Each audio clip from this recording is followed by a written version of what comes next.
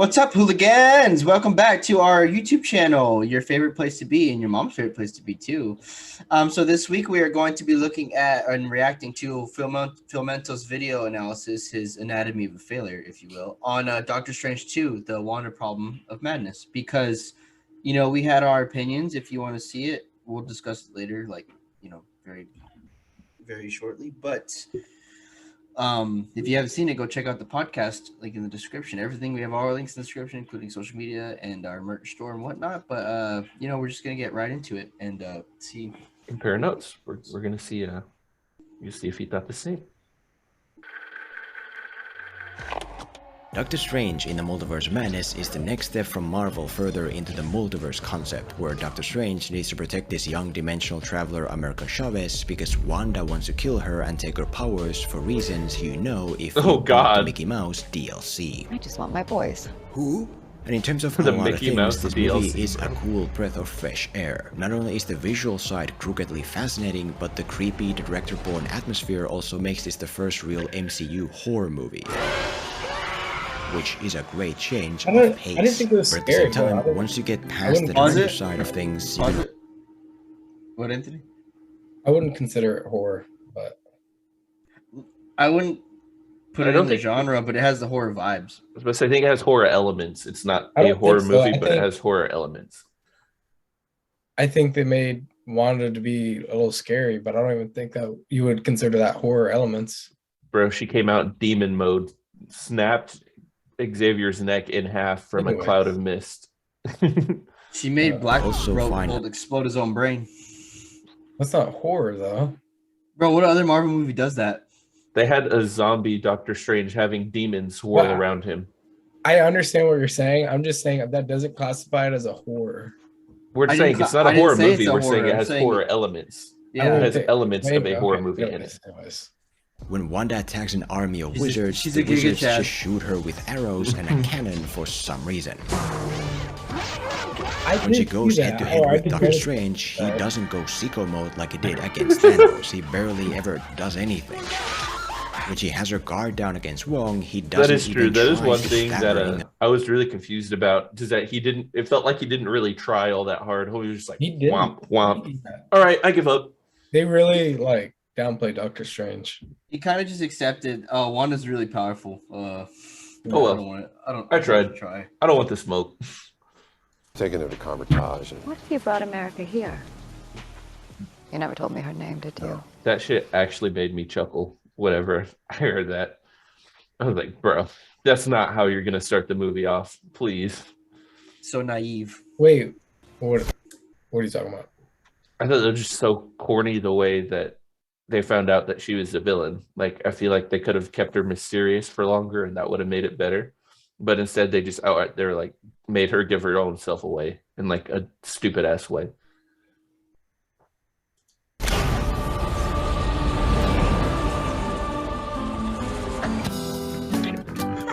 Right, so it becomes clear that Wanda is the antagonistic force here. She needs America Chavez's multidimensional powers in order to be with her boys that exist in another universe. But the main thing to note here is that in terms of her antagonistic drive, she's not yet past the point of no return. She doesn't suddenly murder Strange on the spot to ensure her success. No, at this point, she's still reasonable. She's still willing to work things out. Return to Carmitage and prepare to hand over America Chavez by sundown. Peacefully. And when Wanda ultimately arrives at the Wizard HQ, she gives Strange one last to chance a peaceful solution, which he refuses. You're not there to enter these sacred grounds. And then, so much for that, Wanda goes sicko mode. Double sicko. That's when she starts going villain mode.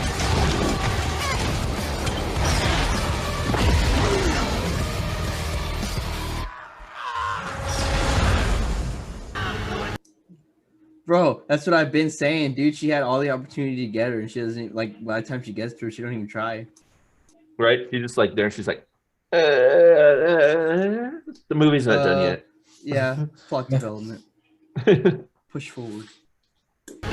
She stops. She stops to explain her version of the story. She doesn't kill or even permanently injure Strange or Wong to ensure success, but just tosses them aside. and then as a result, she doesn't get what she's striving for.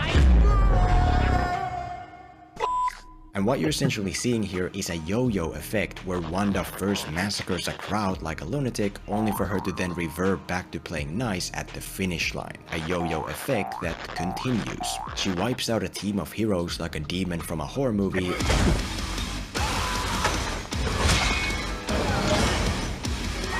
only for her to then just once again let Strange and her girlfriend go instead of ensuring success. She finally gets a chance to drain America. I love how Sam Raimi and the writers used that one scene where she killed off the Illuminati, the council, whatever. They use that scene to show just how like powerful she is, but then like they don't really capitalize on it. Right? They're like, You know oh, what I she mean? big strong, but actually she's just stupid. But actually, she can't do it in the end. She can't fulfill America Chavez's powers, which based on what For we've no seen reason. should take a matter of seconds. Okay, that only part for too, her to dude. not She had drain her all the powers fucking for like time to 16 drain years her of front. power. Right? Literally, she could have just been done right there. Like the whole ritual thing, I was super confused because there wasn't a ritual when it was happening at the beginning of the movie. Kamar-Taj, yeah. Yeah, so This is the problems that we're pointing out are the same for any movie, like ever. Like nothing's gonna go realistically. You know what I mean? Not the good movies, bro. No, any movies, debatable. like any Marvel movie. Yeah, I can say that. Any superhero movie, I can say that. Yeah. Time as if she's just Don't forget the plot device they used through the whole movie.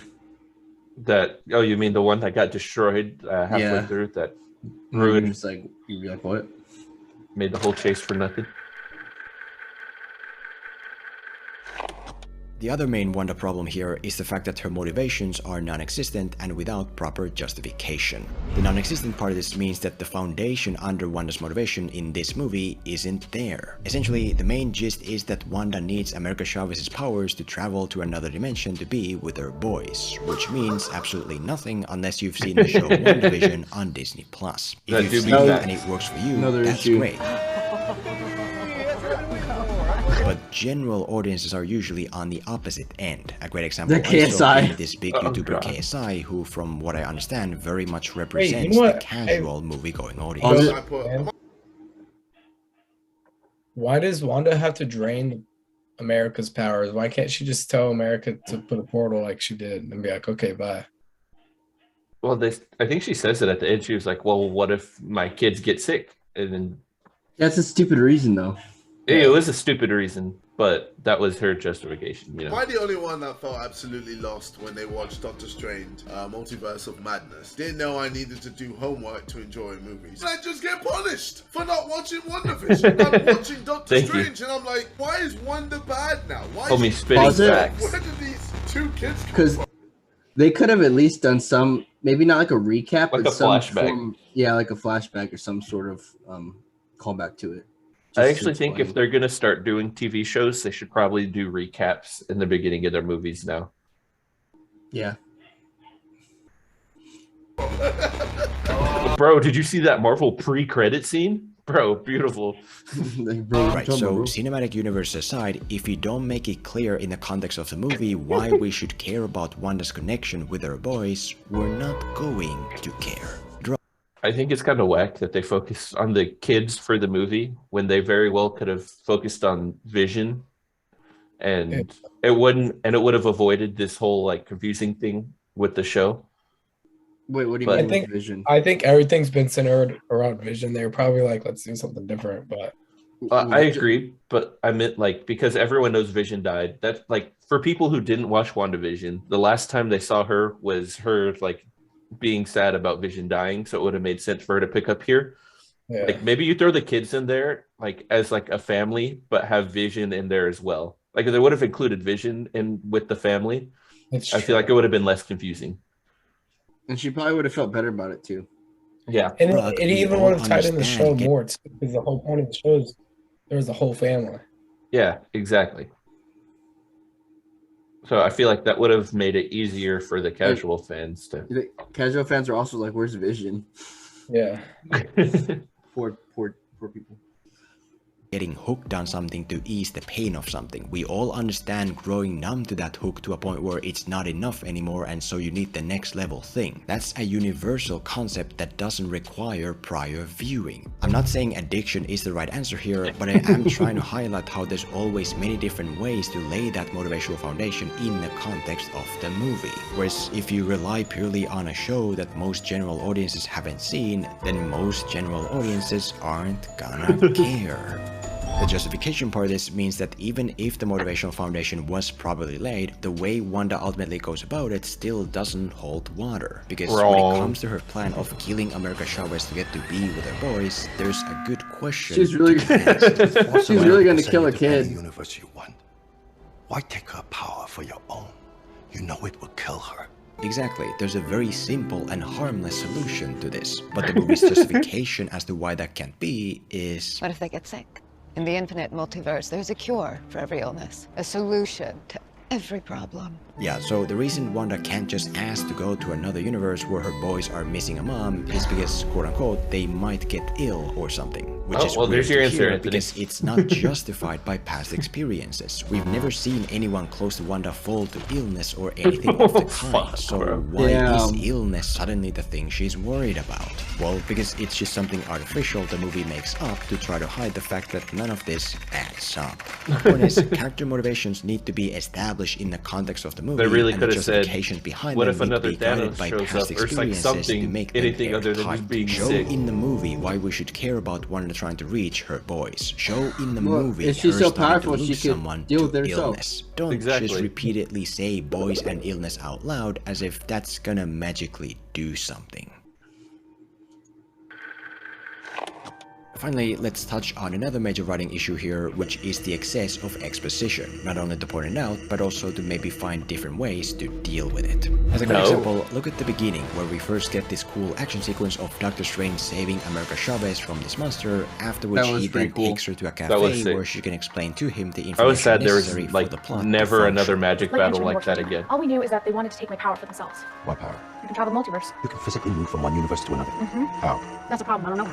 Only happens when I'm really, really afraid. You just need this magical book of pure good that gives the sorcerer whatever they need to get the And dude, this is sped up too. Boring. Right? That's the worst part, that it was actually sped up and it was still like long. You're like going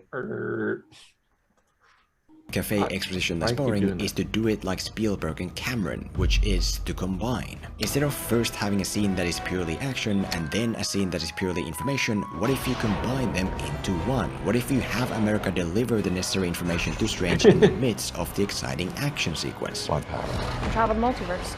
Only happens when I'm really, really afraid. The danger is that the information might get lost in the action, but if handled well, the upside is that now you don't have to pause things purely for the sake of the information. You mean no 2.5-hour movie? Another great example is when Strange and America have ended up in another universe, and they suddenly I thought this was like the most biggest example of plot convenience ever. Background information that the plot requires. Then he just stepped on that, and it just happened to pull up the right memories for them. The movie's credit, it is trying to hide the information under circumstances. It was fucking hilarious. As in, you know, it's not traditional exposition, it's born out of something, which can be useful, but here unfortunately so contrived and forced that the only audience it fools is the kind that is deaf as well as blind. All others, they just as feel well like as blind. So Helen Keller. First time you open the portal. Instead of hiding the information here, what you could do is, for instance, treat it as a challenge. If Doctor Strange needs to understand America's past, then he should have to work for it. Don't just have them quote-unquote randomly stumble upon the information. Have Strange notice something he can use to crack the information from her. I still don't know if the memory technology is the way to go, but the point is to treat the information as a prize to unlock, an interrogation in a sense. If the hero has to work for information, suddenly the information feels less like boring traditional exposition.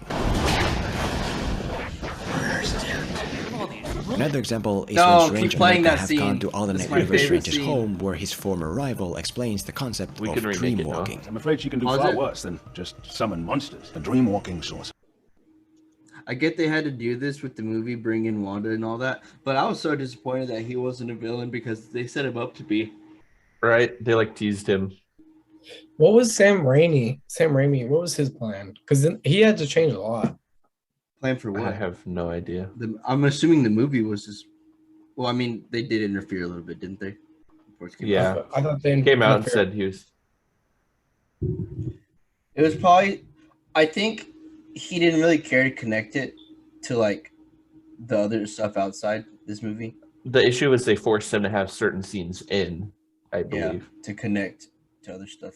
I don't know why, but I just have like a really lingering feeling that scene with the other Avengers wasn't supposed to be there. I feel like that was a scene that was shoehorned in because it was just so like quick and over with. I also think the last scene, whenever that lady Cleo came to pick him up, basically was shoehorned in as well. Well, I wonder what the villain's motivation was, because if he didn't want to tie it into other things, he probably wouldn't have used the boys as motivation. Probably Vision. He probably had to watch WandaVision, and then they go with Two's writers and discuss it, and I think that's cool. I hate that I just paused it on this frame, dude. Look how green screen this fucking looks. Yeah. Look how bad this looks now that it's paused. That's the screen grab you can use. So painful. Point is, there are many different ways to deal with exposition, so just beware of doing it in a way this movie most often does. Because if you fall in those same exposition pitfalls, then it's just gonna be like... Replay your significant oh my god, this is a memory of me 2 years ago. Hold on, pause for a second. What's going on? Oh right, I used to be so miserable because of my crappy, uncomfortable underwear. It was so bad that I accidentally sent my girlfriends through a multiverse portal. What an ad placement! This before, but that's how it is. Man, I was so lucky to fix the issue with my new anti-chafing high-performance. Yeah, that's it. All right, bro. Shit. He had some good points. He did have some very valid points. For sure. It just made my opinion go lower for this. It just validated my opinion. Yeah. I think everything he said was pretty much Spot on the nose. Yeah, pretty much on the nose. And the biggest thing for me though was like we were talking about how WandaVision is like a prerequisite watch.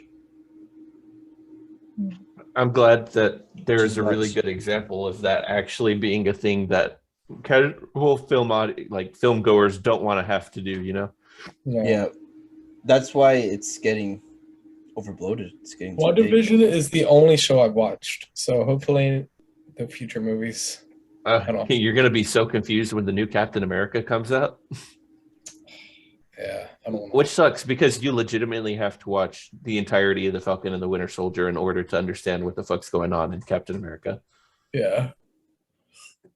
Like that's a genuine prerequisite because you're gonna see the Falcon as Captain America and be like, when the fuck did this happen? Homie doesn't even know how the Thunderbolts are getting set up. True. As long as I don't have to watch anything from Thor, that's okay. For Thor? Not yet. Until they gave Jane Foster her own spin-off show. I'd watch that though, to be honest. You're just gonna title it G.I. Jane, bro. They're gonna get Will Smith to star as a villain. Dude, that'd be so fucked up. He gets casted and everything, and in the very end, I think we're actually gonna change the title. It's gonna be G.I. Jane. He's like, huh? All right, Will, can you do me a favor? I just need you to slap the fuck out of this dude, please. He's like, trust me, it'll be funny. He's like, I'm good at that. Just for that, we're never getting Will Smith in a short film. Anyways, if you guys want to see more reaction content to stuff like this, we'll be more than happy to. Just drop a like, comment, subscribe. Let us know what you want to do. Or even if maybe y'all want to see us do like a video essay kind of video like this, maybe we can work it out somehow if you guys are really interested. Yeah, I'd be down. And that note, make sure you check that description, click all our links. Make sure if you want, watch his own video, this video from this man. He is I really enjoy his content. He makes some banger videos, so make sure to go check out his channel. That's also going to be linked down below alongside this exact video that we watched. And check out our socials and maybe, look at our merch down there. It's kind of cute, don't you think? Don't ever do that again, bro. All right. Now say hi to your mom for us. Have a great rest of your day, night, whenever you're watching this.